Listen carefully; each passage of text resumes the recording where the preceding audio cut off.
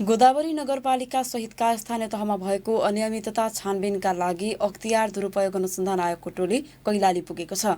आयोगका divisional engineer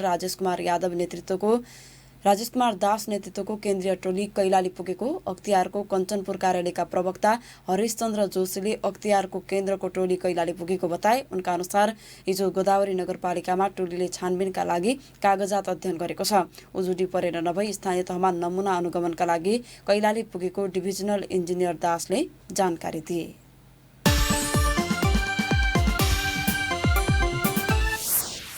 Sudurpashchim प्रदेशका सबै स्थानीय तहमा लागू भएको प्रधानमन्त्री कृषि आधुनिकीकरण परियोजनाको नाममा मनपरी खर्च बढेको छ। परियोजनाको कार्यविधि विपरीत प्रदेशको भूमि व्यवस्था कृषि तथा सहकारी मन्त्रालयले 7 करोड 72 लाख भन्दा बढी रकम वितरण गरेको खुलासा भएको हो।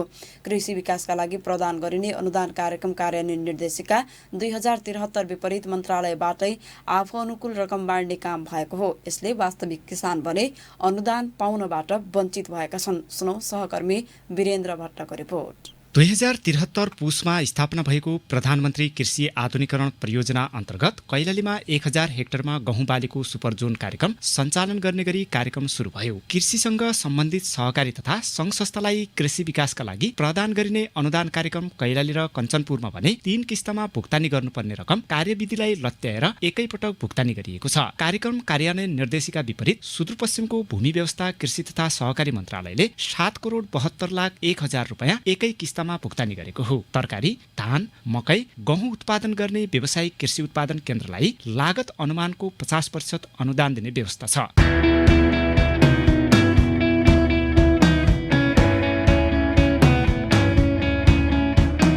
3 किस्तामा भुक्तानी गर्नुपर्ने रकम एकैपटक भुक्तानी गरेपछि कृषि आधुनिकीकरणको नाममा आर्थिक अनियमितताको आशंका समेत गर्न थालिएको छ। तर वर्षौंदेखि व्यावसायिक रूपमा कृषि खेती गर्दै आएका किसानले भने अहिलेसम्म कृषि अनुदान पाउनै सकेका छैनन्। सिगास कृषि फर्म अतरियाका कृषक चन्द्रसिंह धामी पहल त गरे पहिला त अब कसैले केही गरेनन्। अब त्यो मैले धनगढी त्यसको अफिस पनि छैन, त्यो पुरानो मिटिङको त्यहाँ गएर सोध्दाखेरि उनीहरूले भने हामीहरूले ठुल्ठुलो उसमा जोन सुपर जोनहरू मात्रै काम पाउँ। अब त्यहाँ कसै सोच गरेर गइएन, अब आफै गाउँ त्यहाँ गएर पुग्दाखेरि त्यसो भने प्रथम किस्ता भुक्तानी गर्नुभन्दा पहिले 20% काम गरेको हुनुपर्ने, अन्तिम किस्ता भुक्तानी गर्नुभन्दा अगाडि कार्य सम्पन्न प्रतिवेदन पेश भएको हुनुपर्ने व्यवस्था छ। 34 वटा व्यावसायिक केन्द्रलाई 50 लाखसम्मले हुन आउने 16 करोड 47 लाख 15 हजारको लागत तयार पारी सोको 50% भित्र रहने गरी 7 करोड 72 लाख 1 हजार सञ्चालक समितिको खातामा जम्मा गरेर एकैपटक कार्यविधि विपरीत गएर रकम वितरण गरिएको छ। 3 किस्तामा दिनुपर्ने अनुदान रकम वितरण प्रक्रिया नै पूरा नगरेर एकैपटक वितरण गरिएको हो। अनुदान रकमको दुरुपयोग हुने गरी आफू अनुकूल मन्त्रालयले भुक्तानी दिएको छ। निर्देशिका विपरीत गरिएको भुक्तानीका कारण वास्तविक किसानले यो परियोजनाबाट कुनै लाभ लिन सकेका छैनन्। भूमि व्यवस्था कृषि तथा सहकारी मन्त्रालयका सूचना अधिकारी गोकुल प्रसाद पोहरा आयोजनाले जग्गा तक्लाबन्दी गर्ने, जग्गालाई चाहिँ एक ठाउँमा एक बालीमा pocket block John super John बनाउने लक्ष्य राखेको थियो। त्यो हिसाबले चाहिँ हाम्रो जग्गाको चाहिँ चक्लाबन्दी गर्ने र सामूहिक उत्पादन गर्ने कुरामा हामी जान सकेनौँ। पहिलो कुरा त्यो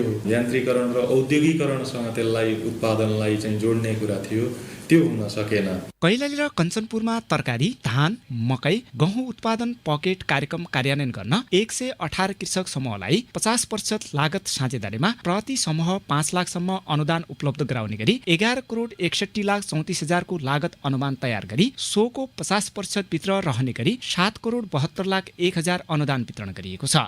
भेज र नन भेज दुवै आइटमका लागि अब no tension. Chicken station Chatakpur Dhangadhi. तर सो रकमबाट बिउ, कीटनाशक औषधि, कृषि औजार लगायत खरिद गरेको देखाइए पनि कार्यविधि विपरीत गएर बिलको आधारमा मात्र भुक्तानी गरेको पाइएको छ। कार्यक्रम सञ्चालन गर्दा निर्देशिका र कार्यविधिको परिधिभित्र रहेर भुक्तानी गर्नुपर्नेमा सोझै एकैपटक अनुदान रकम भुक्तानी गरिएको छ, जुन आफू निकटका र आफू अनुकूलका सहकारी सङ्घ संस्था र व्यक्तिलाई भुक्तानी गरिएको रकम हो। फेरि एकपटक भूमि व्यवस्था कृषि तथा सहकारी मन्त्रालयका सूचना अधिकारी बोहरा ब्लकबाट जोन, जोनबाट सुपर जोन हुनुपर्ने त्यो कुरामा पनि कहीँ कतै स्थायी रूपमा चाहिँ जोन सुपर जोन बाहेक एउटा निकायबाट एउटा संरचनाबाट सबै 4वटै अङ्गले सम्भागले काम गर्न नसक्नु पनि एउटा यसको कारण हो।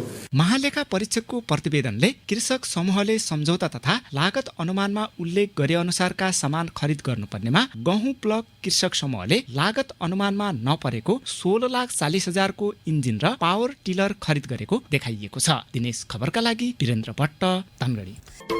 पछि उच्च गुणस्तरीय शिक्षा प्रदान गर्ने विद्यालयमा भर्ना भएर आफ्नो भविष्य उज्जवल बनाउने चाहना सबैमा हुनु स्वाभाविकै हो।